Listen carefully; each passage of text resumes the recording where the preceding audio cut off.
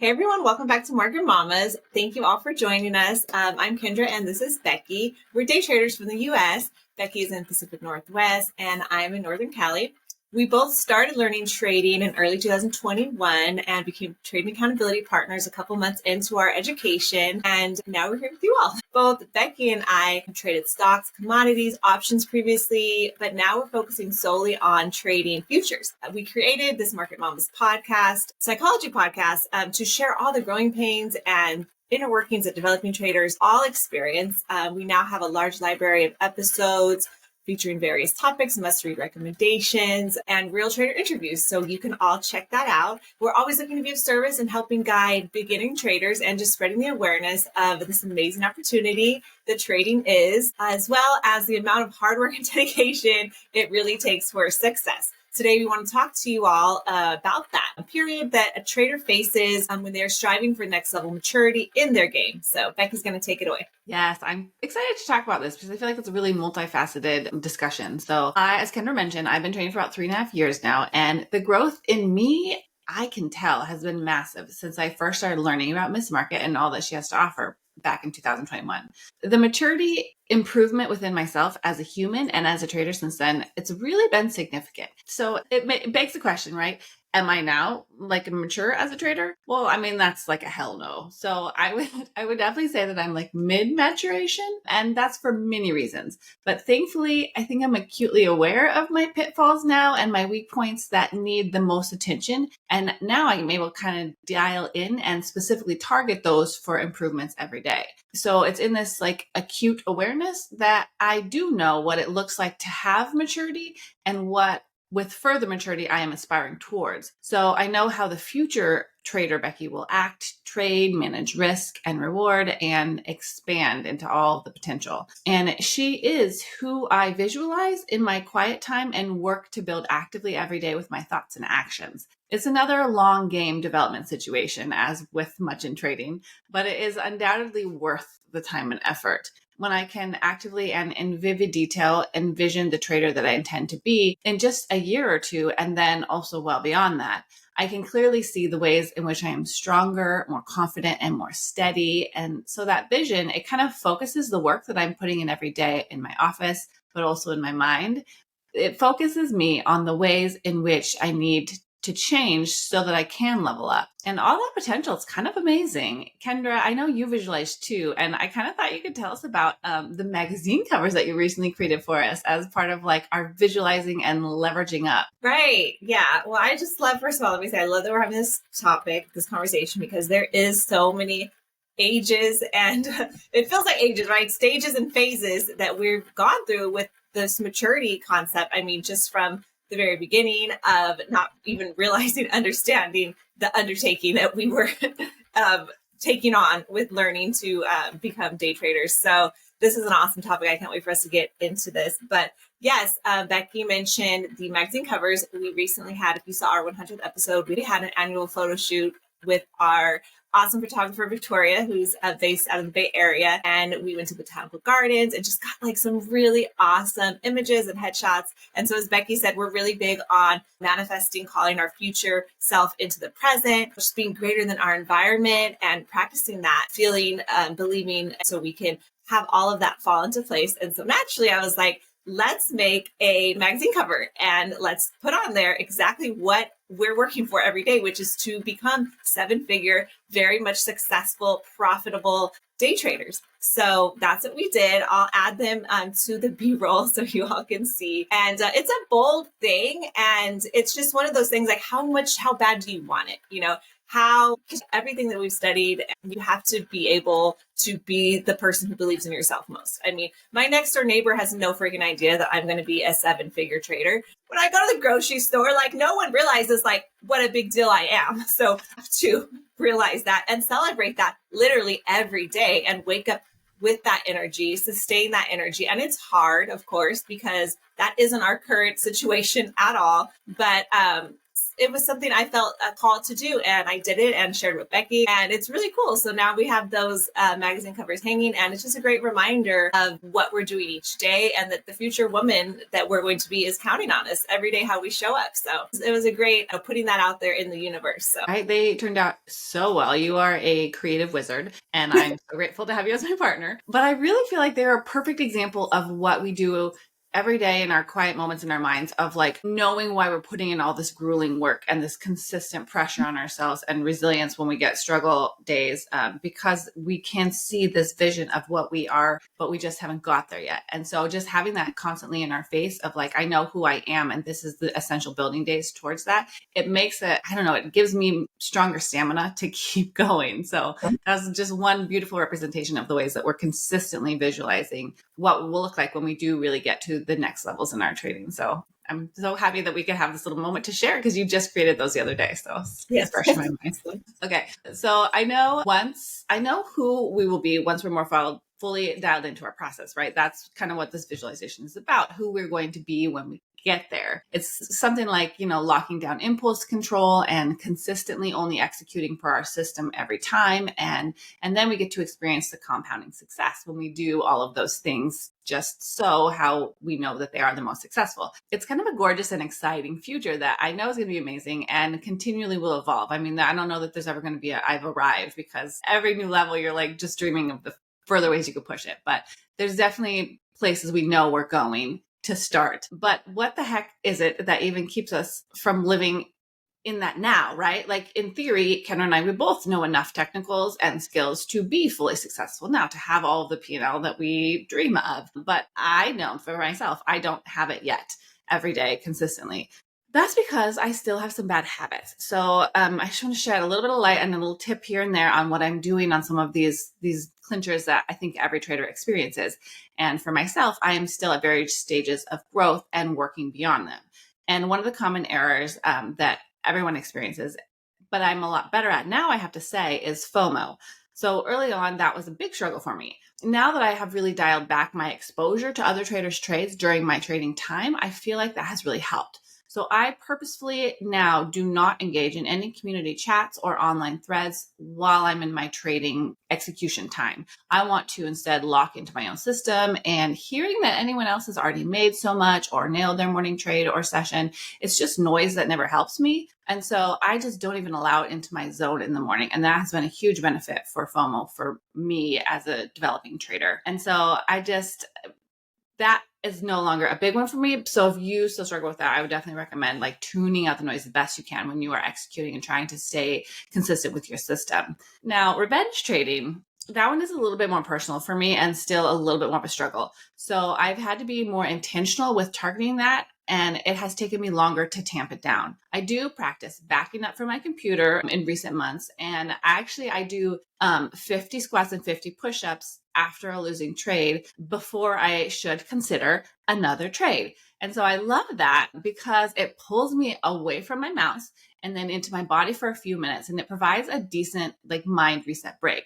It inevitably, time-wise, will allow one more 5-minute candle to close, and then it gives me more information on the morning setup that I was spying, the potential of what market might do, and allows me greater objectivity with my analysis. And then inevitably, when I walk away from my computer, I also check on my kids and refresh my coffee. And so having that time when I'm not looking directly at the printing candles, it's a great opportunity for my mind to refresh and then not engage in an immediate reentry in the market, which has been a challenge for me as a trader, because sometimes I'm like, I had that. You want to be back in the market as soon as you're out for me. And that is generally doesn't work well for my P&L. So Kendra, I know you have some habits that you do when you're trading in the morning. What do you do that helps you not immediately ping back into a trade if you've had a loss? You want to share anything? Yeah, well, first of all, I just want to highlight those 2 tips you gave. Those are so good. I mean, movement breaks. I mean, you got to think about even kids in school, right? They need movement breaks. And it sucks that as you get older, you lose recess. It's you still need that. We still need movement breaks as adults. We still need time, physical breaks. So I love that you brought up the push-ups, the squats. For me, when I need to hold a trade, that has helped me so much. Just to I keep my mat nearby, and I'm okay, let me do some sit-ups real quick, just to relax and get away from the screen. So I think that's awesome. So that's definitely helped for sure. Going to the kitchen, walking away. And I think that is so much maturity within that. I feel like that took a long time. And I think Brene Brown has that quote, like, if you miss the boat, it wasn't your boat, So there's so many trades, like the market's always moving, right? But not every trade has to be for you. And I think that as we do mature, we realize what trades we are more comfortable in, what time frames, we do seem to perform well in. And so super great advice to drown out all that noise. After the fact, it's great, to see what everyone else, did and where they thrived, what opportunities they saw. But it's definitely not a good idea to start out your morning getting other people's, playbook plans. You really gotta, as you mature, be able to have enough faith in yourself, certainty and trust in your own plan. And I think that's really, really strong advice. And it does help with the FOMO when you can sit back and just, stick to what you wanted to do, your trade intentions for the day. And so that is what really helps me, I feel like, is to just constantly be doing my live journaling and reminding myself, okay, what were my intentions for this day? What levels did I say I was going to wait for? Just being in my own bubble in the moment and just having that back and forth exchange with Miss Market, with my data, and then just being in tune with, okay, am I flowing with her right now, or am I expecting something else? So it's very interesting. Yeah. But definitely the setting up the structure for yourself is probably the most important. Anytime I've went outside of that structure I've set for myself and tried to either trade beyond when I said I was going to trade, or I'm just not even trading my intentions for the day, that's definitely red flags. And so like Becky said, happens a lot, occurs way less than before for sure. But there's still those days where I totally get off my game and it's gotta reel this back in for sure. Yeah. I absolutely love the way that you live journal, because I feel like that is a huge outlet for you that I have witnessed you grow into, and it helps you stay present with your data and your situation and stay out of a trade in a lot of situations that you have recounted with us. So that's so powerful. And I love that you pointed out that you still want to be active in our community, because I love my trading community, love my trading community. But I prefer to interact with them after I have achieved my morning objectives and I'm out of my trading session, because it can be very distracting. And it can sometimes elicit some FOMO if I didn't capture as something that someone else did in the way that they saw it. And so I definitely fully support a strong trading community. But for me, it does not help to be active in the chat while I'm still trading them. And I think that that's something you can grow into once you get your own system dialed in. And then there's more power in staying calm and focused and intentional with just you and your information. So yeah. Well said. And then, okay, so also one of those things, everyone's different. I know for me in the past, if I've tried to be trading live with others, giving their input, it's for me, I didn't respond to it well. I hesitated on what I thought. I prioritized someone else's view over mine. And then it just left me not feeling good, not feeling strong. So it's not for me, but for others, everyone's different. That might work for them. They might feel stronger if they're having others' input and, getting validation or whatnot. So I think it's just everyone's different. But I think for you and I, we both learned that early on, we need to not be entertaining anyone else's, live trades or call outs or anything like that. Yeah, that's a great point. And I think that a lot of trading communities out there do advertise trade live with so-and-so mentor. And we definitely have dabbled in that in a couple different opportunities. It does make me also second guess my own read and then hesitate and then wait, are they in? Am I supposed to be in? Who's in right now? And then you're not even paying attention to what you're actually looking for and what the market is telling you. You're just listening for the cues. And that's an opportunity to get exposure to the market for sure, especially if it's all really new and kind of Greek. You can see and gain skills off of what other people do. But as you mature as a trader, sometimes it's just more distraction than benefit. And so it's a great point. So for me, also what I have learned with a great first trade, sometimes I will find in my trading executions that I get a fast and easy, great win. And sometimes it's so quick and easy, and it often can lead me down the overconfidence route. And in those moments where my trade happens in 2 minutes and my accounts are all where I want them for the day, and I'm yes, but then I also crave more if my trade only ends up taking 2 minutes. And, that's not really actually that long for morning volatility in New York session with the scalper's trading skill and system. Oftentimes I'm set for P&L for my day, but then I feel like I've barely traded and my market read is on point, and I kind of want more. Even though I should be satisfied in terms of P&L, I'm unsatisfied in terms of trading executions, right? And so this is another time for me that I am better off if I can honestly just walk away too, and then at least not immediately hunt for another trade.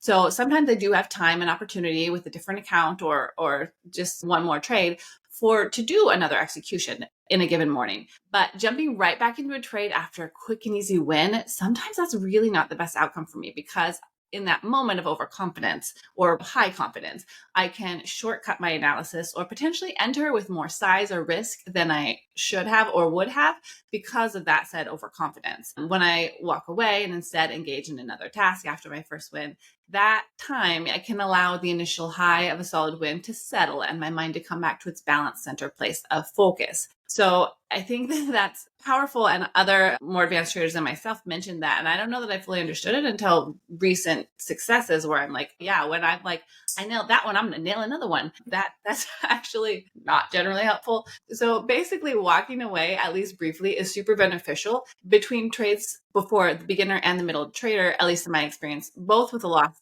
and a win in those two different kind of emotional states that they can put you in, because mental clarity and full analysis is really required for each trade. And I'm really trying hard to always remember that and not get carried away by any heightened emotional state, because either direction can skew my ability to execute objectively. And so a rule that really helps me with not over trading, and Kendra actually alluded to this a little bit in her last minute here, was that I really need to respect my trading time. And I only trade the first hour and a half of New York session. And then sometimes I will also get a trade in the last hour and a half of New York session, the power hour. Statistically, when I trade in the middle of the day, my trades just provide paper cuts and whittle away any positive P&L for my morning at best. So that's like the best outcome of trading middle of the day, is small losses. So having trading hours of operation that I respect for my day trader business is highly beneficial as well for me as a professional trader. Basically, we know the shortcomings that we can fall into as traders: FOMO, revenge trading, overconfidence, or over trading, just to name a few of the biggies today. Those are super easy to succumb to. And for me, my years of journaling has given me the data on my best and worst habits and then resulting outcomes. And so that has helped me dial in my personal business rules. As we have always said, journal every day in some kind of way that speaks to you. It's going to look different for every trader, what they find the most benefit in their system for journaling. But there's so much power in your specific trading data if you choose to understand it and utilize it. It can really be key to finding how you can best work your system to become 1% better and more mature as a trader each week. Right. Goodness, Becky, that's like a lot to unpack. You hit so many really good points with that spill right there. Honestly, okay, so I think you mentioned business, right? And I think that one of the biggest things we've talked about is trading is our personal business. And there's so many roles to fill within that business. And when we're in front of our screen, when we're within our defined participation hours of executing, we're like the employee, right? We're trying to do our job. And with these accounts we trade, we're usually focused on, locking in some points for the day, earning our daily income. And that's just one part of it. And so, yeah, a lot of times you do feel kind of underwhelmed, right? And it's in those moments, you can easily feel like I should be doing more. I still have all these other targets, like my trade plan, but looks like we still have more to do. And so it can be such a slippery, tightrope to really walk, because like you said, when you have those heightened emotions, when you're feeling like either you didn't do enough, or maybe you want to get back a loss, or you're having that overconfidence and you're like, there's more. It's like what you're failing to realize in that moment is that your trade that you just took, there's actually so much more packed in that you just haven't yet been able to discover, because you can't fully unpack it when you're being the employee. You have to realize that there's all this other work outside of regular trading hours that is fully part of the job, which is being our manager, right? Our trade manager, the CEO of our business. And you can't really do that effectively when you're in front of your screen, when the candles are still printing, when the market's still open, and you're still having all this attachment from from your position that you just took or you just lost or what have you. So I think it just brings up a really good point of like having to always be able to pivot and realize that you're going to be improving and making yourself 1% better, but that's not always like at your screen executing trades. A lot of times that's reviewing your trade and then getting all the value from it and then being able to take that, with you into your next session. So I think a lot of it really is that maturity, and it's looking at like from a bird's eye view of your progress as a whole and not just like in those specific moments, like in that one session of feeling like, you didn't do enough or you could have done better. And it's like, there's like a time and place for everything. So it's a really good topic that you're bringing up, because I think a lot of us don't realize that in the moment that we're pressuring ourselves, but is it purposeful pressure? Like, are we being the most effective of actually improving and like being purposeful with our actions? Or are we just trying to like feed that feeling of like, okay, I did enough, I earned enough, I got enough? Like, because the ultimate goal is to become a better trader. But a lot of times in the morning, we're defining that by how many points we got, what trade we took. And so a lot of that work is actually done off the charts, at least when you're not actively trading. But when you're just spending time with Miss Market and learning from what you're doing and recognizing those things. Right. And there's so much more to building a successful whole trader than executing a trade. When we execute our trade, that's a very small percentage of what the work that is done as a trader. I mean, we spend countless hours a week consuming educational content and changing our mindset and empowering our beliefs about ourselves and leveraging up we are as a human and our identity, and working on our self-talk and building our bodies physically strong so that it reinforces our discipline. I mean, becoming a skilled and consistent trader is so much more than clicking by yourself. So I love that you brought that up. That's an excellent play off of that as well. Okay, so those are some of the trading avenues that can cause a tilt situation that are pretty well known, I'd say, and really can impact your day, and you have to grow through to become more mature. What about when there's external factors that derail you, such as an emotional hit or a force that you can't control? So beyond the normal day-to-day morning jitters and the variances from Miss Market, she does what she wants. And then trading outcome triggers like we just talked about, like revenge trading and getting off course from that action.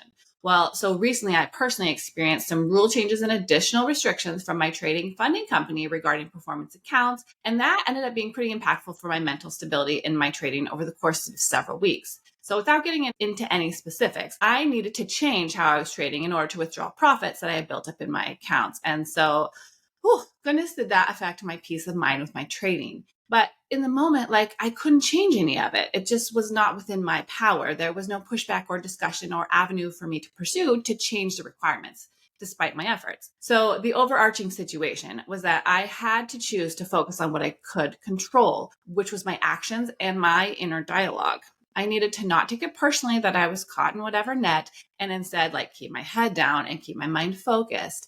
And this is similar to a lot of external stressors that any one of us could face in our trading business. A major disagreement with a close loved one, or a serious injury or illness that would have a similar impact to our ability to execute on point. Something that weighs heavily emotionally on our spirit has to be acknowledged and actively managed and or contained if possible. This, for me, required some purposeful maturity for sure. I needed to perform my full body and mental scan each morning, and ideally I would refrain from trading if I did not pass. Was I 100% successful at this with my prop funding situation?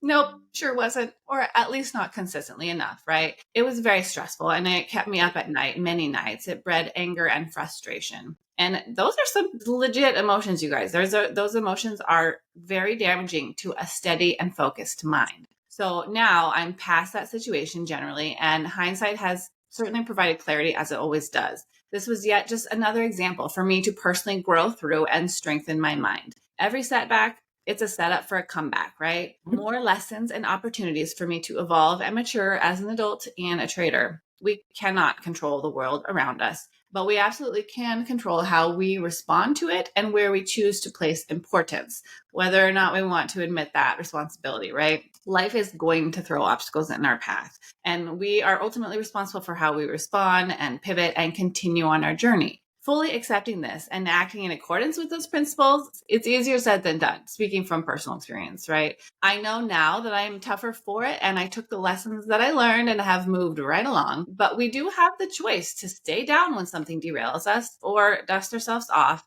no matter how much it hurt. And then you get back in pursuit of the biggest dreams, right? Because the biggest help that I have found to grow through these events is time and mental work. So there's things that we can control, things that we can do every day to help us move forward.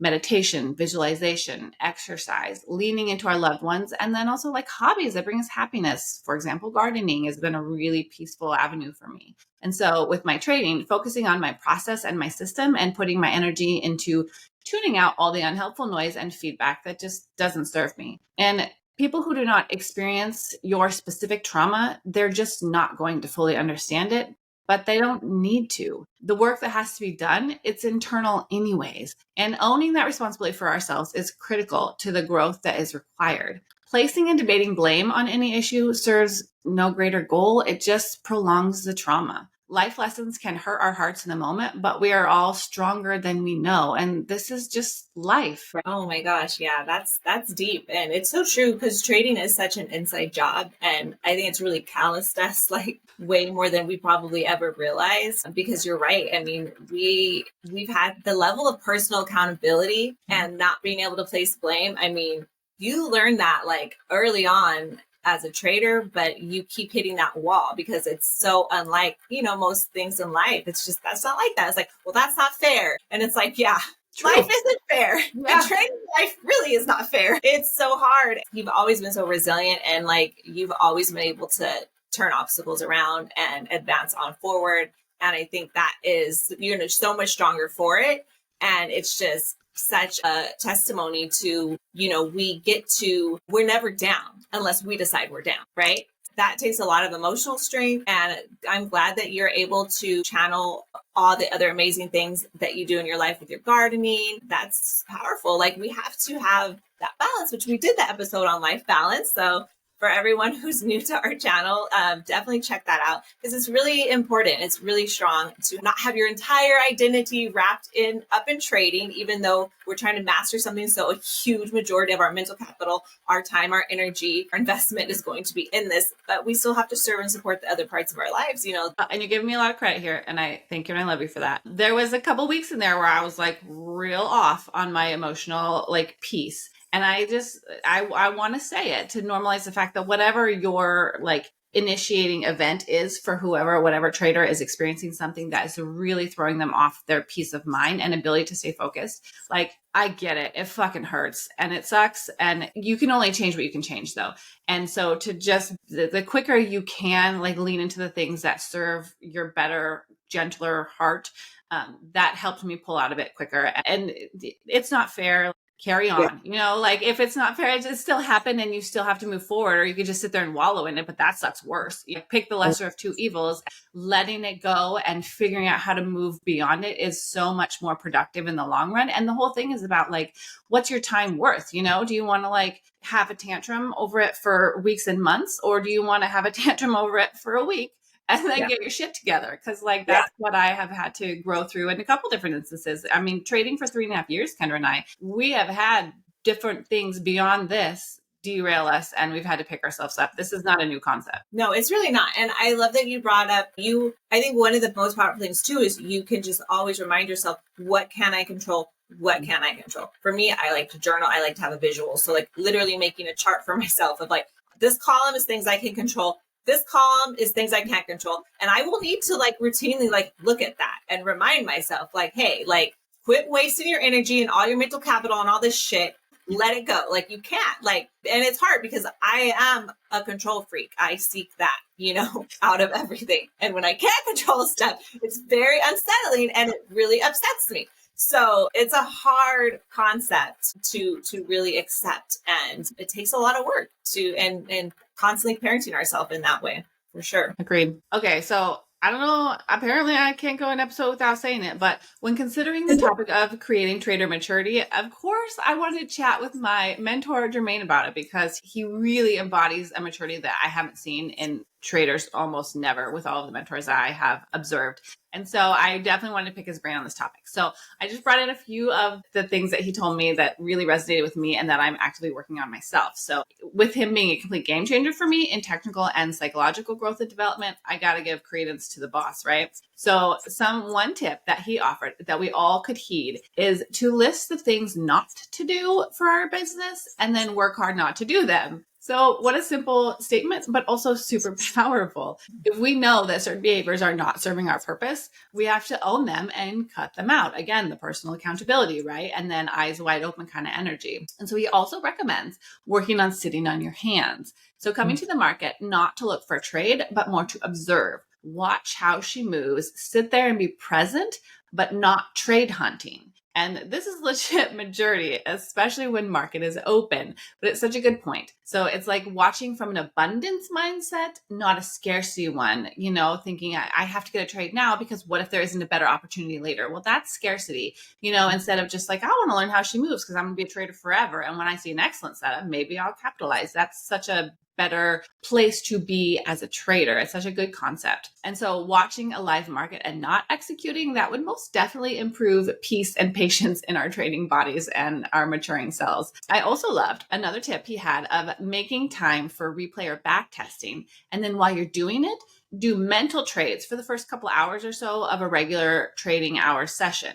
So this will help us learn how she moves and train your eyes to what you're looking for and build patience by not clicking buy or sell in your replay, but just taking mental trades and focusing on what she's showing you. It creates so much more wisdom with your trading experience. You just sit there and you observe and you think about how best we could utilize the data that Miss Market is showing us. That way, when the market repeats itself during a regular session, you can catch things sooner. And so I know that I am definitely a better trader after every back testing session for sure, because it makes me feel more patient and like I know what I'm looking for when the candles are printing in real time. So good. And so one other advice that he offered on this subject is to find a mentor who you mesh with and can teach you the craft. And I don't think he's just saying this because he's a mentor now, because he did fully tell me that he spent several $1,000s on mentors throughout his journey to where he is now. But he said that a good mentor is essential, not just in trading, but also in life overall.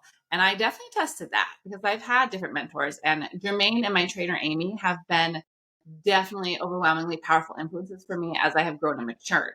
So if you are not in a position to pay for a mentor at your stage in the game, though, I mean, you don't necessarily have to. As with our recent interview with Amy, she had a great point, and here it is too. I mean, there's many excellent books that can act as educators on topics that you're working towards, whether there's mindset, psychology, trading itself. And then there's also other podcasts and channels just free that are very good for both trading and personal development.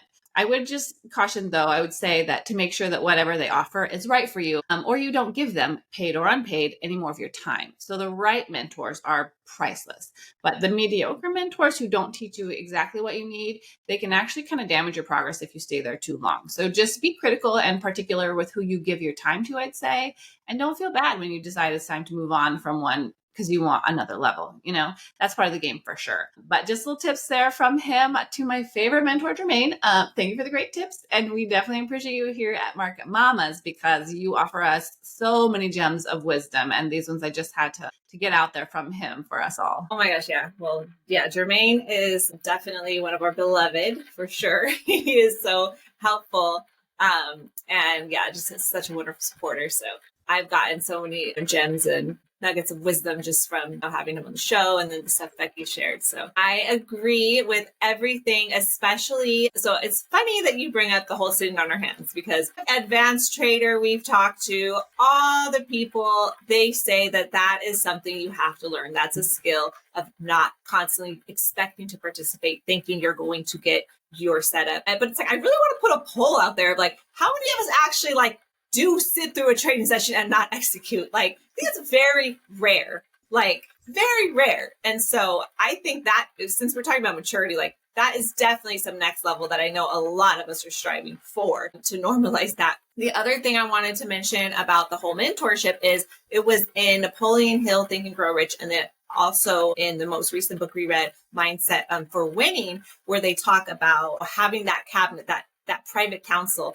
that you confer with, right? And how you can create that out of people who, like Becky said, people who you've studied, people who you watch. And it just really speaks so highly to what you take in, like what you feed yourself, like being so intentional with that, and like, filtering out, being very mindful of like what specifically you're bringing into your mind, your subconscious, and then that way your unconscious mind can support you into becoming who you're trying to be. So I mean, I can't stress that enough. And it's so hard because of the age we live in, where everything, as soon as we open our phone or get in our computer, like everything is feeding us stuff, right? From a whole other separate agenda that usually has nothing to do with what our macro goals are, right? And it's fine to dedicate a certain amount of time and attention, for whatever distractions, but then just being extremely intentional about what you're putting in and taking in, and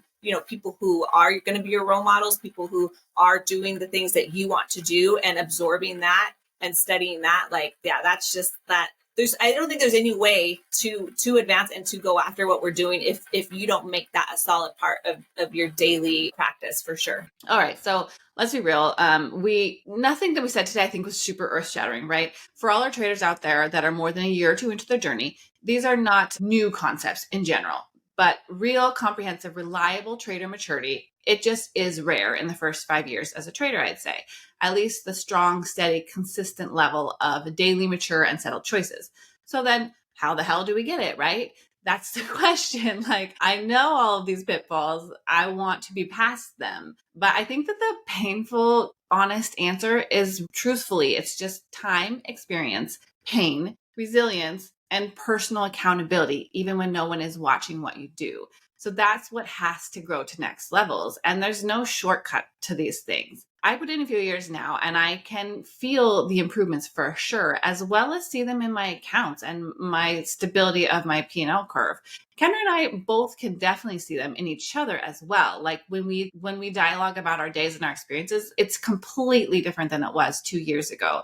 I know that while I've come so far, I also need more. I need more growth in all of these areas to get to where I'm really headed just in another year or two, to embody that confident 7-figure trader of my future. That woman is relying on the work that I'm doing right now in all of these areas. And so then I just have to keep doing it, right? You have to keep showing up. I will do more of what works, and then I will weed out what doesn't serve my best self. I will identify it, call it out, and cut it out as fast as I can, so that I can give myself the time and the experience to get to the goals, right? So I do know my shortcomings. I think we all do. I think if we're truly honest with ourselves, we can identify the things that we're doing wrong that we need to really work on. And so I really choose to, even when it sucks, to face mine head on and use them to grow forward from, even if it's painful, because that pain, it's the price for success. And I'm willing to accept that price every day because I have decided my fate. Again, that book, Mindsets for the Winning, the chapter on decision, like true decision on what you are doing and where you're going, is really powerful for me. And I feel like I am 100% decided that I'm going to be a highly successful trader. And so it's done. It's happening. That is my fate. And so now I just need to show up every day and put in the time and gain the required experience to fully actualize her. And that's what I think it really is just recognizing all of these opportunities to screw it up, call them out, and then work to actualize the person who is farther beyond them, right? For sure. Yeah. That level of personal conviction is what it's all about. And like, we've been in this game long enough now. We know what our set of our success habits are. We've learned so many lessons, many more to learn, but we know how to get back on track. Like, yeah, we still have struggles, but we know how to get back on track and keep moving forward, and just having that level of commitment and accepting that sacrifice. So, I mean, having that clear picture of what you want, but also accepting how challenging it is going to be. Like, the road's going to be very bumpy, all the peaks and valleys, but just digging your heels in anyways. I mean, that's very powerful. And having that clarity in our lives, I mean, that's a huge step that I don't think a lot of people, at least on this magnitude, pursuing something like this, can sustain that daily effort of what it takes. So we definitely are. So let's keep it up. Yes, exactly. We're just going to keep showing up and and let her grow. And then I think that there's also the variability, right? Between what each of our paths looks like to consistent profitability. It's going to be a little bit different because we just have different personalities and different lenses. And that's great.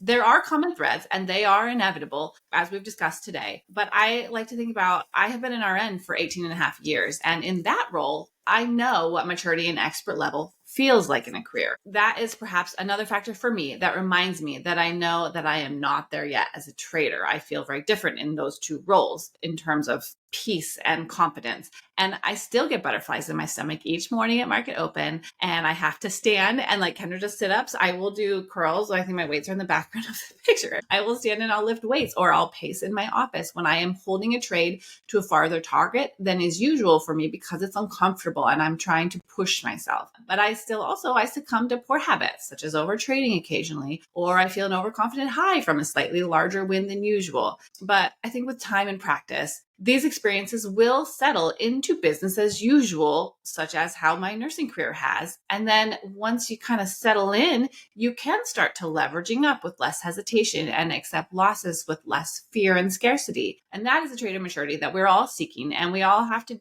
we have to do is really just not quit on our future selves. So I say, let's get it. Our best trading days are still ahead. Okay, this is a long one, but thank you so much for hanging out with us today. And please, if you're finding some value here, hit like, subscribe, the little bell for notifications. You'll know when we put out a new episode every 5 days, and then leave a comment. So this is a big concept that we all have a personalized experience with. So we would love to hear what you are working on most acutely for your trader development. Because I know that Kendra and I are not alone in our relentless pursuit for our future boss selves. So thank you for being here with us at Market Mamas. We really, really appreciate all of you and have a great day. Everyone take care. Bye.